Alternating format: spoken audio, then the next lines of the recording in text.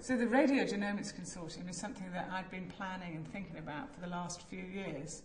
And I actually started emailing people at the start of last year to set up a meeting to try and get everybody who's working in this particular area to come together, to work together to set up this consortium. So we had our first meeting in Manchester in November 2009, and everybody working in the field came to the meeting and agreed to set up this consortium. And what the consortium is about getting the whole community to work together. So there's never been a more exciting time to work in science, I would say. And this project is about the genetics of it. So with the sequencing of the human genome, and with these techniques now, these arrays where you can look at every single human gene, there's an enormous potential to uncover the genetic variants that underlie conditions. And the condition that interests me is radiosensitivity, or a patient's likelihood of developing toxicity following radiotherapy. The Radiogenomics Consortium is going to bring people together from all around the country so they can look at the genetic variation that's associated with a patient's probability of developing toxicity following radiotherapy. And if you want to look at genetic variation in relation to radiation toxicity, just like any other study of genetic variation, you need a huge number of samples. It needs in the order of 20,000, maybe even 40,000 if you want to do a confirmatory study. And there's a lot of genome-wide association studies being carried out at the moment: breast cancer, prostate cancer, ovarian cancer, looking for the genetic variants associated with diabetes and other common illnesses. So there's no reason why we can't discover the genetic variation associated with radiation toxicity. But the only way to do that is for people to work together to ensure that we can have the number of samples that are required. Now you're going to plug this into clinical trials, and obviously you want to get somebody to pay for that. How's that all going to work? Well, the way I see that is funny, because we don't have any funding yet for the International Radiogenomics Consortium. Well, having said that, we have a small amount of money from the NCI, who are supporting our second meeting, which is in October in New York, and they've provided they call it a SharePoint. And I believe they have a funding call that sounds quite appealing for our work. So I wonder whether we are starting to influence in that area. The way I saw it working when it was set up is that if we share best practice, people working together. If I was reviewing a grant application now and somebody said they were doing the work on 100 patients, I would say it was grossly underpowered.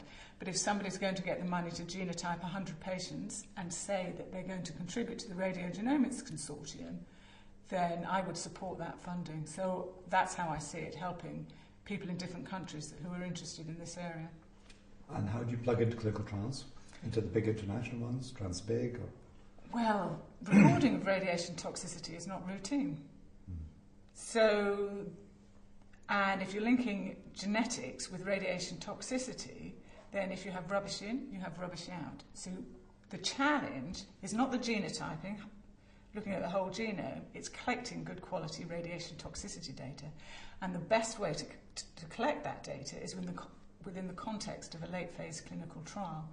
So the work that I've been involved in the UK is actually centred around collecting blood samples from patients enrolled in late phase clinical trials where there is the collection of good quality toxicity data. And what I mean by good quality is that they've collected it longitudinally, prospectively, pre-treatment and for several years post-treatment. And the beauty of this sort of genetic study is you can take a blood sample at any point. You're looking at germline DNA. You can take it before treatment. You can take it 3 years after treatment. Some of these new targeted drugs are now being tested with radiation therapy. They have unpredicted side effects themselves.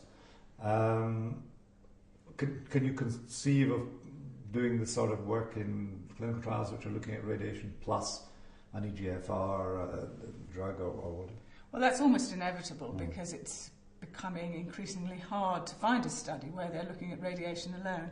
I know that there is work being carried out looking at the genetic variants associated with the toxicity of chemotherapeutic agents. So that work needs to be done side by side. And the whole business of relating radiation genetics to different technologies in radiation, intensive modulation, hypoxic cell sensitizers, or whatever the new ways are leading in radiation therapy, because it's exploding, is it not? Yes. The complexities of radiation are changing all the time. It's phenomenal change in the last 10 years, IMRT, IGRT, using smaller number of larger fractions. So, and that's a challenge in terms of linking genetics with radiation toxicity. But radiation schedules, whether they're IMRT, stereotactive or whatever, you will get a spectrum of toxicity within that context.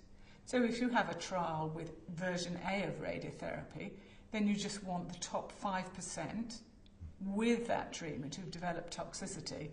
So actually work we've done over the last year is trying to find a way of facilitating the pooling of data from multiple trials involving different types of radiotherapy, so that we get a ranking of toxicity, a single toxicity score from each study, and a ranking so that we can look at the top, people at the top who have the most toxicity.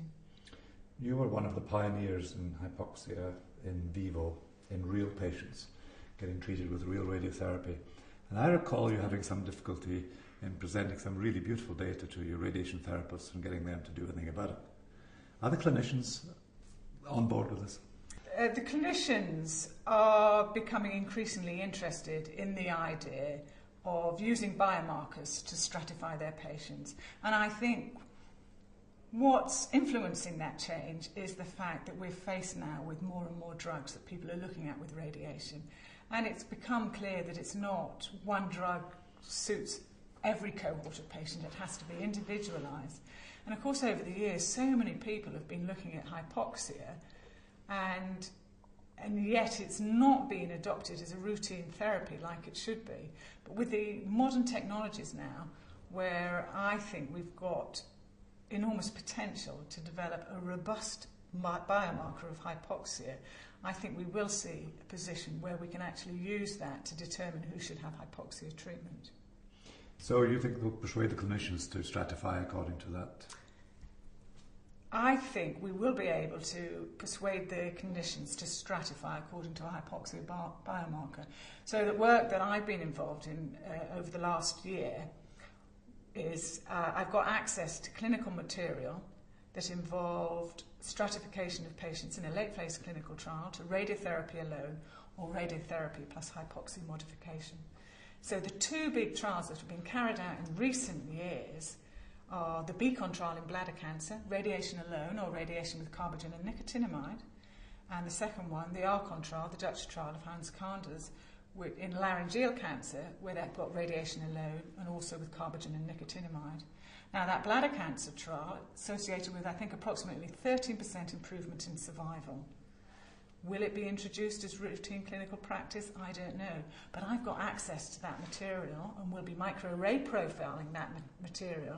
And I like to think that if we can show that patients who've got hypoxic tumours benefit most from hypoxia modification, that we've got potential for implementing that in clinical routine use within this background of all these new drugs that people are going to want to try.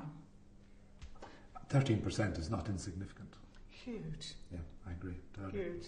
And clinicians sign up to the International Genome, the Radiogenome Project? Clinicians really are signing up to this International Radiogenomics Consortium. I think it's clear to everyone that if you're going to do this, you've got to do it properly, and it requires people working together. So I've been pleasantly surprised. Our first meeting when we set up the consortium in Manchester, there was no funding for it. Invited all the top players and they all came. Everybody came from all around the world, from Japan, Spain, everywhere. So people really seem to be buying into that. But the challenge now is going to be to keep that going. So over the last year we've tried to undergo our first meta-analysis, and we've advertised that to people to talk about it. We've got data from 6,000 patients. which so that's going to be very exciting to see that. I think the analysis is going to be done over the next month. So.